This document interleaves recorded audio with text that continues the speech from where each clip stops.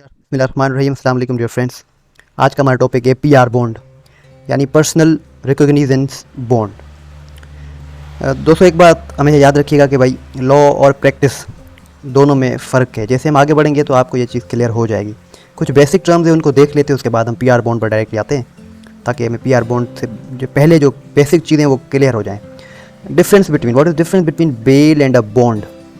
भाई एक accused person है, मुलजिम है, वो बेल चाहता है, ज़मानत चाहता है। वो समझता है कि उसको रॉन्गफुली अरेस्ट किया गया है या उसके अगेंस्ट रॉन्गफुल एफआईआर लॉज हुई है और वो प्री अरेस्ट या पोस्ट अरेस्ट बेल जो भी है तो वो बेल चाहता है, तो उसके पास राइट है कि वो बेल के लिए जा सकता है। हाँ, वो अलग डिस्कशन है कि भाई बेलेबल ऑफेंस है या नॉन बेलेबल ऑफेंस है, डिस्कशन ऑफ कोर्ट या राइट ऑफ अक्यूज्ड, वो अलग बातें। बस बेल चाहिए अक्यूज पर्सन को, तो कोर्ट कहती है ठीक है भाई बेल चाहिए ना, एग्जीक्यूट करो बॉन्ड को, ठीक है।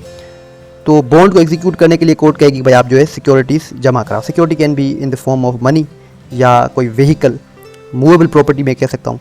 कानून में तो मूवेबल प्रॉपर्टी, लेकिन प्रैक्टिकली इमूवेबल प्रॉपर्टीज़ को भी as a security in a bond रखा जाता है, ठीक है। और ये रिटन फॉर्म में होगा बॉन्ड।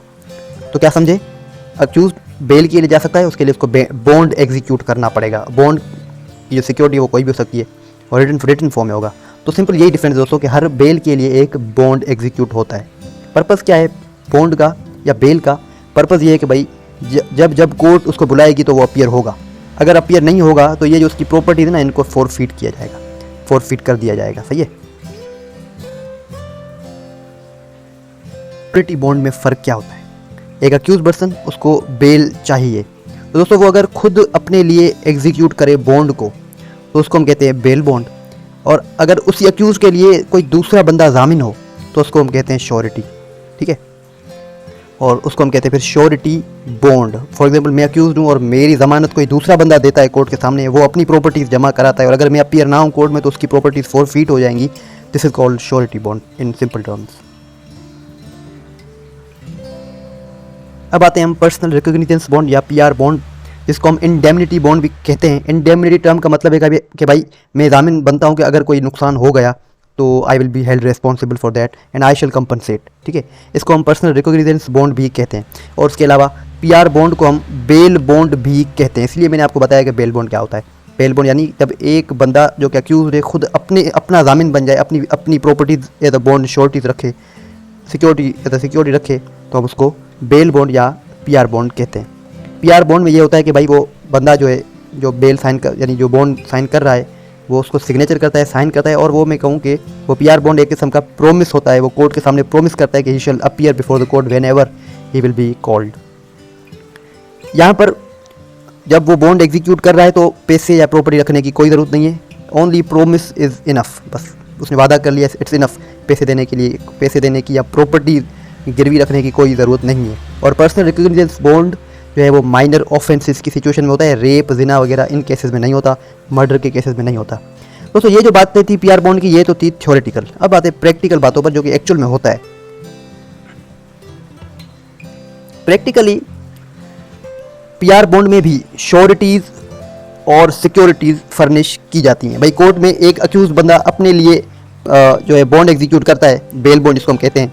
लेकिन प्रैक्टिकली ऐसा होता है कि कोर्ट कहती है कि नहीं भाई आप जो है श्योरिटी लाओ, यानी दूसरा कोई जामिन लाओ और उसके साथ सिक्योरिटी भी दो, जो कि मैंने आपको बताया पैसे हो सकते हैं या गाड़ी हो सकती है या जो भी मूवेबल प्रॉपर्टी है, तो आपको जो है वो देनी होगी।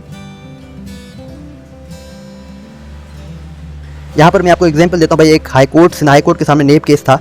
उस नेप केस में जो है ना वो हाई कोर्ट ने ऑर्डर किया कि भाई पीआर बॉन्ड जो है वो एग्जीक्यूट किया जाए। जो श्योरिटी दी गई है एग्जैक्टली उसी अमाउंट का, 10 लाख की श्योरिटी और 10 लाख का पीआर बॉन्ड भी एग्जीक्यूट। यानी सिंपल कहने का मतलब कि यहाँ पर सिक्योरिटी की ज़रूरत पड़ी, कोर्ट ने सिक्योरिटी मांगी है इवन पीआर बॉन्ड के अंदर भी। ये एक एफिडेविट है पीआर बॉन्ड का, मैं कह सकता हूँ।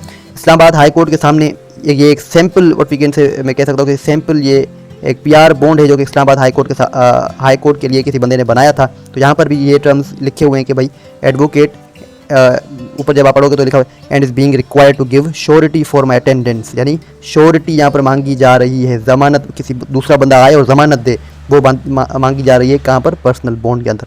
तो ये चीज़ें मैं आपको एक्चुअली बताना चाह रहा था कि प्रैक्टिकली पर्सनल बॉन्ड में भी श्योरिटीज़ और सिक्योरिटीज़ होती हैं।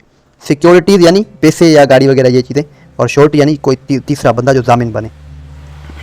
दोस्तों पाकिस्तान सेविंग सेंटर जो है ना वो इशू करता है पर्सनल रिकॉग्निजेंस बॉन्ड, पीआर बॉन्ड।